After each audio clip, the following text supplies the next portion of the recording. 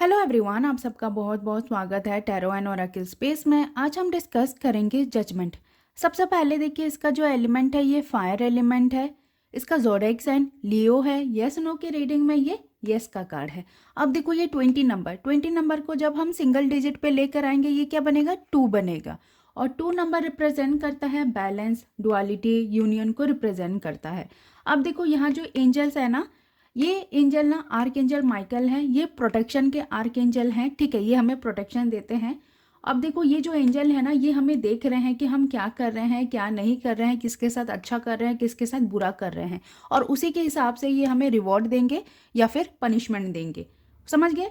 अब देखो ये ट्रम्पेट बजा रहे हैं, ये ऐलान कर रहे हैं कि जो सच है ना वो सामने आएगा और कोई भी छुपा नहीं पाएगा, ठीक है। और उसी के बेसिस में हम आपको मतलब रिवॉर्ड देंगे या पनिशमेंट देंगे, मतलब जो जैसा करेगा उसको वैसा ही मिलेगा। अब देखो यहाँ फ्लैग है, ये फ्लैग रिप्रेजेंट करता है connection between heaven and earth को रिप्रेजेंट करता है, ठीक है। अब देखो यहाँ जो व्हाइट कलर है ये पीस को रिप्रेजेंट करता है, और ये जो रेड कलर है ना ये प्रोटेक्शन को रिप्रेजेंट करता है। ओके। अब देखो ये कॉफिन रिप्रेजेंट करता है न्यू बिगिनिंग को, रीबर्थ को रिप्रेजेंट करता है। मतलब ये कॉफिन में ये लोग ट्रैप थे और अभी ये लोग फ्री हुए हैं और ये भगवान को थैंक यू बोल रहे हैं, ठीक है। साथ ही साथ मतलब देख लो ये कॉफिन ना मटेरियल वर्ल्ड को भी रिप्रेजेंट करता है कि ये लोग मटेरियल वर्ल्ड में इतना ही घुस गए थे कि बाहर नहीं निकल पा रहे थे, और जब बाहर निकले ना तो ये भगवान को थैंक यू बोल रहे हैं, ठीक है। मतलब अभी ये लोग ना स्पिरिचुअल साइड को ज़्यादा देख रहे हैं, ना कि मटेरियल वर्ल्ड को देख रहे हैं। अब देखो ये सब क्या नेकेड है, ये रिप्रेजेंट करता है कि इनके पास अभी छुपाने के लिए कुछ भी नहीं है, ये सब ट्रांसपेरेंट है। साथ ही साथ देखो ये हाथ फैला कर खड़े हैं ना, मतलब ये ऐलान कर रहे हैं कि अभी हमें मटेरियल वर्ल्ड से कोई मतलब नहीं है, हमें बस स्पिरिचुअल साइड में ग्रो करना है, ठीक है। अब देखो यहाँ 2 मैन हैं, 2 वुमेन हैं, 2 बच्चे हैं, ये रिप्रेजेंट करता है बैलेंस, यूनियन को रिप्रेजेंट करता है। ये भी तो नंबर 2 ही है ना। अब देखो इनका बॉडी कलर, देखो बॉडी कलर कैसा है, ग्रे कलर है। ये रिप्रेजेंट करता है कि अभी ये लोग अपने न्यूट्रल स्टेट में हैं। इनके लाइफ में जो भी आएगा, जो भी चेंजेस आएगा या फिर रिवॉर्ड आएगा या पनिशमेंट आएगा ना, ये इसको एक्सेप्ट करेंगे, मना नहीं करेंगे। अब देखो इसका बैकग्राउंड देखो, ब्लू कलर। देखो यहाँ ना ब्लू कलर नहीं दिखता रहेगा, लेकिन ये कार्ड का जो बैकग्राउंड है ना ये ब्लू कलर है। ब्लू कलर रिप्रेजेंट करता है विजडम, पीस, नॉलेज को रिप्रेजेंट करता है। अब देखो पीछे माउंटेन है, माउंटेन रिप्रेजेंट करता है ऑब्स्टेकल्स को रिप्रेजेंट करता है। अब देखो यहाँ छोटे छोटे पेड़ हैं, ये रिप्रेजेंट करता है ग्रोथ, एक्सपेंशन को रिप्रेजेंट करता है। अब देखो यहाँ पानी है, पानी हमारे ना इमोशन को रिप्रेजेंट करता है और साथ ही साथ हमारा इंट्यूशन को भी रिप्रेजेंट करता है।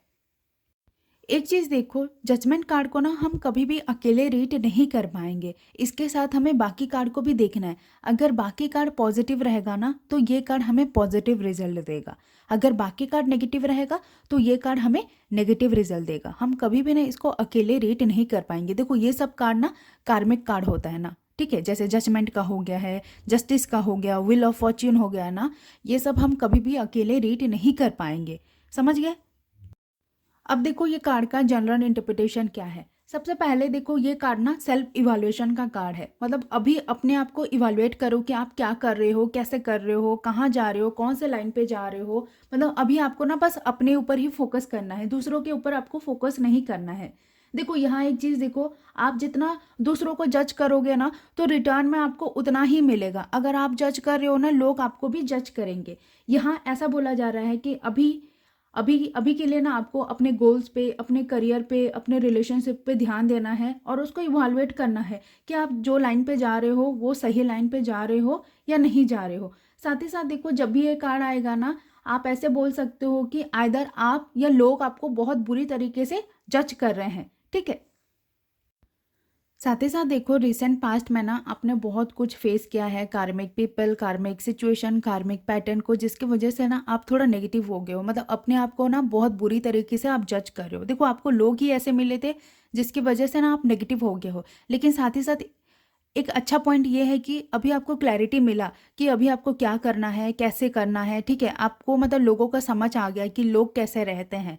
मतलब कार्मिक सिचुएशन तो हुआ आपके लाइफ में, लेकिन साथ ही साथ प्लस पॉइंट ये हुआ कि आपको क्लैरिटी मिला, ठीक है। और उसी के बेसिस में आप इवालुएट कर पाओगे कि आपको आगे क्या करना है, कैसे करना है, ठीक है। साथ ही साथ देखो आने वाले टाइम में ना आपको कुछ बड़ा डिसीजन लेना पड़ सकता है। तो डिसीजन कैसे लोगे, जो आपने कार्मिक सिचुएशन से सीखा है ना उसी के बेसिस पे आपको डिसीजन लेना है, और वो डिसीजन आपका कभी भी गलत नहीं होगा। देखो ये कार्ड ना लीगल मैटर को भी रिप्रेजेंट करता है, लीगल इशू को भी रिप्रेजेंट करता है। अगर आप सही हो ना तो डिसीजन आपके फेवर में होगा, अगर आप गलत हो ना तो डिसीजन आपके अगेंस्ट में होगा। मतलब इसके साथ हमें बाकी कार्ड को भी रीड करना है। अगर बाकी कार्ड पॉजिटिव रहेंगे ना तो ऐसा समझ जाओ कि डिसीजन आपके ही फेवर में होगा। अब देखो ये कार्ड ना फॉरगिवनेस का भी कार्ड है, मतलब माफ़ी का भी कार्ड है। जब भी ये कार्ड आएगा ना तो आपको ये बोला जा रहा है कि अपने आप को भी माफ़ करो और लोगों को भी माफ़ करो, ठीक है। तब जाकर आप अपने लाइफ में आगे बढ़ पाओगे, नहीं तो नहीं बढ़ पाओगे। अब देखो जब भी ये कार्ड मनी, करियर, बिजनेस में आएगा तब हम कैसे रीड करेंगे। सबसे पहला एक पॉइंट समझ लो कि ये कार्ड को हम कभी भी सिंगल रीड नहीं कर पाएंगे, हमें इसके साथ बाकी कार्ड को भी देखना है।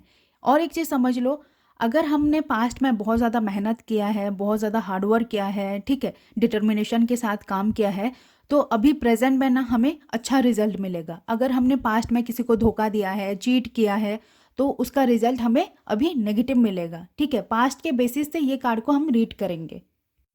साथ ही साथ देखो वर्क प्लेस में ना हमें कोई ना कोई इवैल्यूएट कर रहा है, चाहे वो हमारा बॉस हो सकता है या मैनेजर हो सकता है। कोई ना कोई हमारे ऊपर नज़र गड़ा के रखे हैं कि हम कैसा काम कर रहे हैं, क्योंकि आने वाले टाइम में ना हमें प्रमोशन मिलने का बहुत ज़्यादा चांसेस हो सकता है। अगर अभी हम अच्छा काम करेंगे तो आने वाले टाइम में हमें प्रमोशन मिलने का बहुत ज़्यादा चांसेस रहेगा।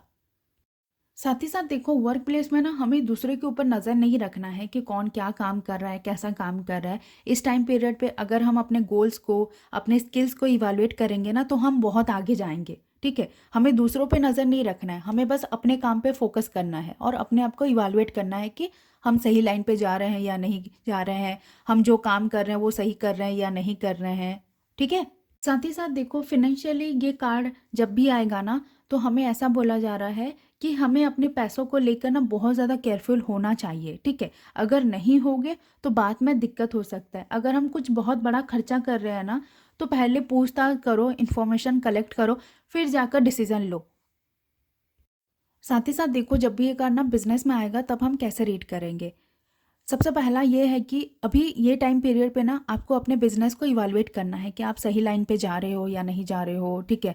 आपका बिजनेस में कितना खर्चा हो रहा है, कितना नहीं हो रहा है, आपने कहाँ कहाँ इन्वेस्ट किया है, कहाँ कहाँ रिटर्न मिल रहा है, आप अपने क्लाइंट या कस्टमर को ठीक से सर्विस दे पा रहे हो या नहीं दे पा रहे हो। मतलब अभी के बेसिस में ना अभी आपको ना बस इवैल्यूएट करना है। अगर आप अपना बिजनेस एक्सपांड करना चाहते हो ना तो सबसे पहले आपको पूछताछ करना पड़ेगा, इन्फॉर्मेशन कलेक्ट करना पड़ेगा, फिर जाकर डिसीजन लेना पड़ेगा। अगर आप कोई मशीनरी खरीद रहे हो ना तो उससे पहले भी आपको ना पूछताछ करके, इन्फॉर्मेशन कलेक्ट करके ना फिर जाकर आपको डिसीजन लेना पड़ेगा। जब भी ये कार्ड हेल्थ के रीडिंग में आएगा तब हम कैसे रीड करेंगे। सबसे पहला पॉइंट ये है कि आपकी हेल्थ में ना बहुत जल्दी सुधार आएगा या बहुत दिनों के बाद आपकी हेल्थ में सुधार आया है। और अपने पास्ट एक्सपीरियंस से ना अभी डिसीजन लो कि आपको अपने डाइट पे क्या फॉलो करना चाहिए, कौन सा एक्सरसाइज करना चाहिए, कैसा कैसा क्या करना है। मतलब पास्ट के बेसिस पे ना अभी आपको डिसीजन लेना है कि आपकी हेल्थ में और कैसे करके ना सुधार आएगा। मतलब क्या टेक्निक फॉलो करोगे, क्या मेथड फॉलो करोगे, मतलब क्या खाना खाओगे, कैसे आपका स्केड्यूल रहेगा, ठीक है। अब देखो जब भी ये कार्ड स्पिरिचुअलिटी में आएगा तब हम कैसे रीड करेंगे। सबसे पहला पॉइंट ये है कि रिसेंट पास्ट में ना आपने बहुत कुछ एक्सपीरियंस किया है, बहुत कुछ सहा है, तो अभी आपको समझ में आ रहा है कि यूनिवर्स आपको कौन से डायरेक्शन पे लेकर जा रहे हैं और आप दुनिया पे क्या करने आए हो, ठीक है। साथ ही साथ अभी आप ना यूनिवर्स के साथ बहुत ज़्यादा अलाइन हो, अभी आप अपने स्पिरिचुअल पाथ में हो, स्पिरिचुअली आप ग्रो कर रहे हो। और अभी आपका ना मतलब ऐसा समझ लो कि रीबर्थ हुआ है, आपका ट्रांसफॉर्मेशन पीरियड अभी ख़त्म हुआ है। अब देखो जब भी ये कार्ड लव रिलेशनशिप में आएगा तब हम कैसे रेट करेंगे। सबसे पहले देखो ये कार्ड ना जस्टिस कार्ड जैसा है। अगर हम रिलेशनशिप में सच्चे हैं, अच्छे हैं, तो डिसीजन हमारे ही फेवर में होगा। अगर हम गलत हैं तो मतलब ऐसा समझ लो हमें पनिशमेंट मिलेगा। साथ ही साथ देखो अगर रिलेशनशिप में आप सच्चे हो और आपके पार्टनर आपको धोखा दे रहे हैं, चीट कर रहे हैं, तो ये रिलेशनशिप टूट जाएगा।